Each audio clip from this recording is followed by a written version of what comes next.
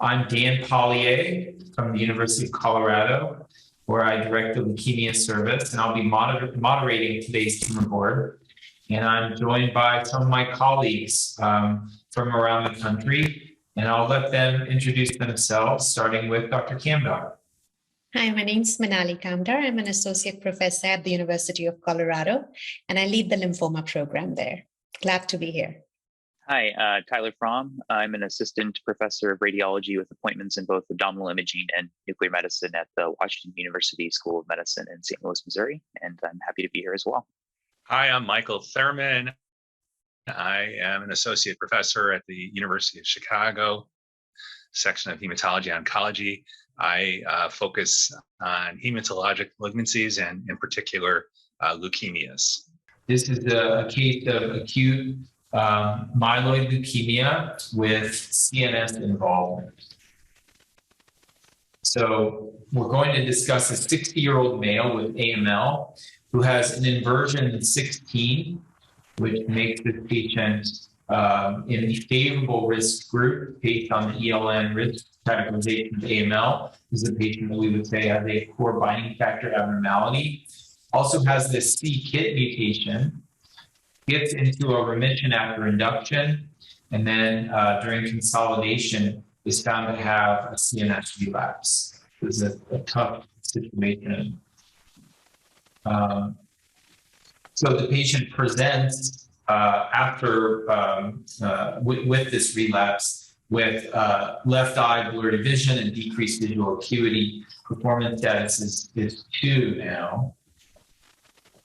Medical history is significant for type 1 diabetes, hypertension, stroke, cholesterol, no contributory social history, and no real contributory hematologic family history. So the case began in early 2020. Patient presented with a cough, dyspnea, fever, significant weight loss, and very proliferative disease. The white blood cell count was 120,000. Very dramatic anemia with hemoglobin 4, platelets of 40,000, 25% circulating blasts. Hypercellular bone marrow, 90%, 50% of those blasts. And then cytogenetic showed the inversion 16. The patient also had the mutation in ASXL1. And we're told before that this patient had a KIT mutation. Dr. Thurman, I'll pause here and just ask, how would you approach a patient at your institution with this presentation? Well, we have limited information on what to do with that. But I do think that having MRD positivity is certainly a concern. They don't say what the method was. It says continued positive inversion 16. I don't know if that was by FISH. If it's by FISH, then that's practically overt residual disease and not really minimal residual disease. It's possible to do RT-PCR for the fusion gene formed by the inversion 16, and that is available as a send out in some places. And then you're looking at molecular remission, the implication here, since it says positive inversion 16, is that it was positive by FISH, although, who knows. But that would be very, very concerning if the FISH were still positive for the inversion 16. And then that would prompt, I think, additional therapy, chemotherapy, and then, again, as I mentioned, potentially dasatinib. The other issue is if the patient has residual disease, this could be someone who should get an allogeneic transplant. Absolutely. So I was just going to mention that, our practice in a patient like this is to induce them into a remission, to give 2 cycles of consolidation with gemtuzumab, and then to check the bone marrow biopsy and do the MRD testing. And we do, in this case, would use that very specific sensitive PCR for the inversion 16. And if at that time point we saw evidence of residual disease, we think that it's so likely that this patient is not going to be cured that we would strongly recommend that they do a transplant at that point. And we are also doing, in many cases, dasatinib for about a year after a patient's first remission or after consolidation. So we're kind of trying everything we can to prevent relapse, because as we can see, relapse is tough. So in this case, this patient's relapse was treated with dasatinib and venetoclax. There's a 6-month response in the bone marrow, but then unfortunately, and it looks like very recently, this patient developed an isolated CNS involvement. And maybe Dr. Fromm, you can take us through the highlights of the MRI here. Sure. So here we have MR images of the brain and the orbits. These are both T1 weighted post-contrast images, sagittal image on the left and a transaxial image on the right. On the left side, we see a sort of ring-like enhancing lesion localizing to the temporal lobe white matter. And on the right, we see thickening and hyper enhancement of the left optic nerve or optic nerve sheath. It can be kind of difficult to tell the two apart.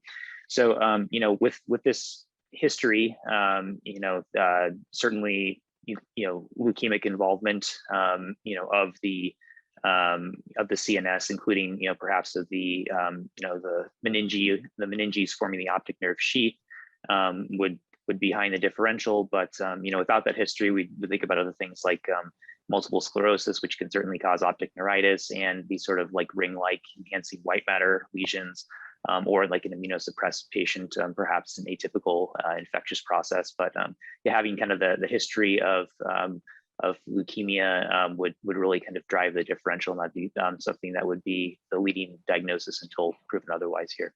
So I can start with our approach to this patient. Would be to initiate immediate intrathecal treatments with methotrexate, cytarabine, maybe alternating, probably do those twice a week until it cleared. We would also, like Dr. Thurman suggested, consider high-dose cytarabine.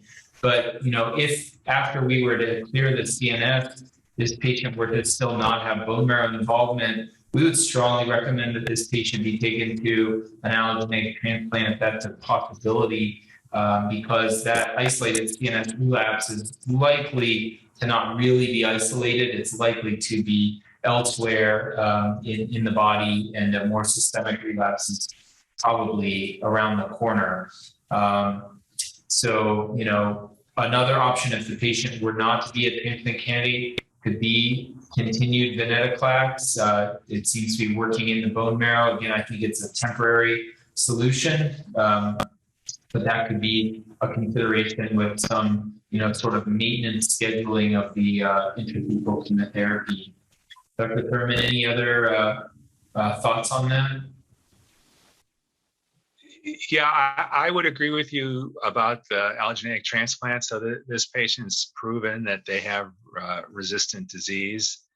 And, although we know that inversion 16 patients have the best prognosis of any subtype of AML, there still are a significant percentage of patients who do ultimately relapse and die of their disease.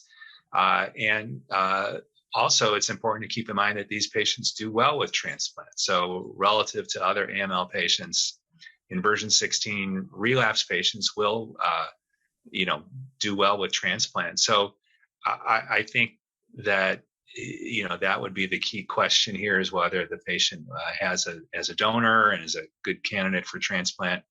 And then I agree with you. I think, after clearing the CNS at some point, I would do high-dose Ara-C, and then if it hasn't been done yet, dasatinib maintenance. Again, only if that patient was not to go to transplant. Great. So just to summarize, patients with isolated CNS relapse of AML is a very concerning sign. Needs to be rapidly addressed with intrathecal chemotherapy. That can also be consolidated with a high-dose chemotherapy regimen that crosses the blood-brain barrier, such as high-dose cytarabine, ultimately to cure a disease such as this. An allogeneic stem cell transplant is really the only real consideration.